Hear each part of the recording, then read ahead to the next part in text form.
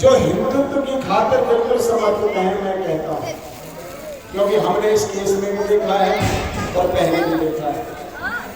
जब छुट्टी करने की बात आई तो ये भाई सबसे पहले आकर के यहाँ आ गया था छुट्टी करने। कोई आगे तट जा। अपना बैग डाल करके उसने कहा कि मैं छुट्टी कर आया हूँ, मैं आज ड्यूटी नहीं जा रहा हूँ। पूरे दिन यहाँ पर रहा और जब हमने कह दिया कि हाँ अब आप जा सकते हो, तब ये गए। जोरदार तालियों से स्वागत। कोई मीटिंग ऐसी नहीं होती जिसमें ये भाई वक्त से नहीं पहुंचता हो, चाहे इसे छुट्टी करनी पड़ी हो, चाहे घर का काम छोड़ना पड़ा हो, और ये ड्यूटी करते हैं।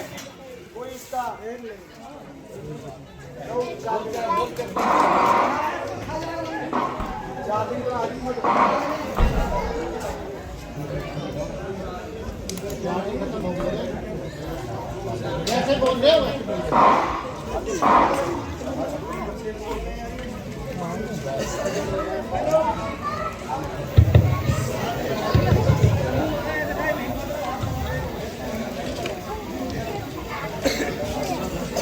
तो भाई विक्रम जी हमारे बीच में हैं, 2 मिनट अपने विचार वो भी रखेंगे और आप ध्यान पूर्वक सुनेंगे।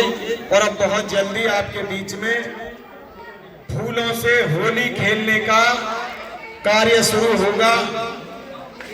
भाई विक्रम जी। भारत माता की, भारत माता की। चौपाल पर बैठे सभी ब्राह्मण, चौपाल पर बैठे सभी को मेरी तरफ से होली की हार्दिक शुभकामनाएं। जब मैं छोटा था तो आर्य समाज मंदिर में जब यज्ञ होता था तो उसमें एक नारा लगता था, श्रेष्ठ पुरुषों एक हो जाओ। तब मैं ये सोचता था कि हमारे भारत में शायद श्रेष्ठ पुरुष नहीं है, जो एक तो होते ही नहीं है। लेकिन आज मुझे यहाँ देखकर बड़ी खुशी हो रही है कि हमारे गांव में श्रेष्ठ पुरुषों की संख्या बढ़ती जा रही है। और ये आज हमारे गांव में भी अगर कहीं भी संगठन की बात हो तो मुझे खुशी होगी कि हमारे गांव के लोग भी दूसरी जगह जाकर के श्रेष्ठ पुरुषों की संख्या में शामिल हो सकते हैं। और इसी के साथ मैं अपनी बात को ध्यान देता हूँ। आप सभी को होली की हार्दिक शुभकामनाएं।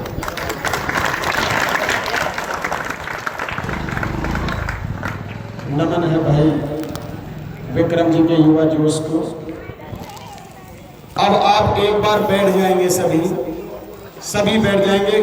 कोई और वक्ता बोलना चाहे तो वो बोलते रहेंगे और आपका प्रसाद वितरण चलता रहेगा। पहले प्रसाद खाएंगे, उसके बाद होली मनाएंगे। आओ आ जाओ।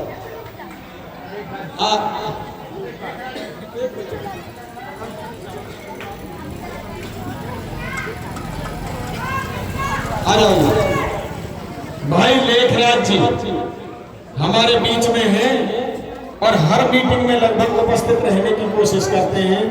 भाई लेखराज पांचाल। ओम सभी शांति बनाए रखें। ओम विश्वानिदेव समुद्रता मित्रासुर यद्भद्रम तन्नासुर। सबसे पहले सभी ग्रामवासियों को रंगोत्सव के पर्व की हार्दिक शुभकामनाएं। मुझसे पूर्व बहुत अच्छे बात सुनने को मिली। मैं 2 मिनट की एक लघु कथा के माध्यम से अपनी बात रखना चाहूँगा। आशा है आप ध्यानपूर्वक सुनेंगे। अभी हमारे तावड़ी प्रधान देसा जी पांचर बोल रहे थे कि शराब का सेवन नहीं करना है। होली के पावन पर्व पर शराब पीकर लोग होड़दंग मचाते हैं, जो बहुत ही अनैतिक कार्य है। उस सब में बाधा उत्पन्न करता है। साइड मुझे कल निमंत्रण मिला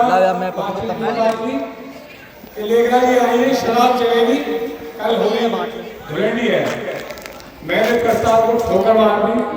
मैं इस सब में सारे ले आऊंगा। तो शराब क्या चीज है? 1 मिनट के भीतर मैं वाले को बना करके अपना सता लूंगा कि एक व्यक्ति को एक नौकर की आवश्यकता थी, तो शर्त यह थी कि नौकर ऐसा होना चाहिए कि एक काम में 2 काम रहे। तो नौकर आ गया, उसने कह दिया कि मैं एक काम में से 2 कर दूंगा, यदि फालतू करूं तो बाकी और बढ़िया बात है। तो उसने 500 रुपये दे दिए और कह दिया कि 1 बोतल शराब ले आओ। नौकर चला गया, शराब ले ली, उन्होंने थोड़ा समय था, उसने कहा 2 काम करने के लिए बोला था उसने जो कहा कि जो आदमी शराब पीता है वो मांस अवश्य खाएगा, तो उसने मांस भी ले लिया। सोचा कि जो आदमी मांस भी खाता है और शराब भी पीता है वो धूम्रपान अवश्य करेगा, सिगरेट भी ले ली। उसने सोचा जो एक 3 काम करता है वो वेश्यावृत्ति में वेश्या करता होगा, 2 वेश्या भी खरीद ली।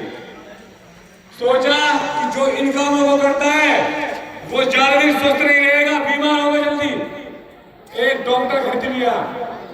और फिर उसने सोचा कि इन कामों करने के बाद स्वस्थ भी आदमी मरेगा भी जल्दी, तो उसके लिए कफन और अंतिम संस्कार का सामान भी ले लिया और उस व्यक्ति को दे दिया कि ये लो जी शराब। उसने कहा दूसरा काम ये लो, आप सिगरेट अवश्य पीता होंगे, बिल्कुल धूम्रपान का सामान दे दिया। तीसरा वेश्या दे दी और कहा ये डॉक्टर आप बीमार जल्दी हो गए, जल्दी करूंगा शराब। और अंत में कहा कि इन कामों के करने के बाद आपका मरना लगते हैं और ये रहा डॉक्टर और ये रहा कफन। तो शराब जब तक हमको मार नहीं देती है, जब तक पीछा नहीं छोड़ती है, तो इस रंगों की होली में कोई भी व्यक्ति शराब बिल्कुल न पिए, कोई निमंत्रण दे उसको अस्वीकार कर दे। आपने मेरी बात ध्यान से सुनी, आपका बहुत बहुत आभार।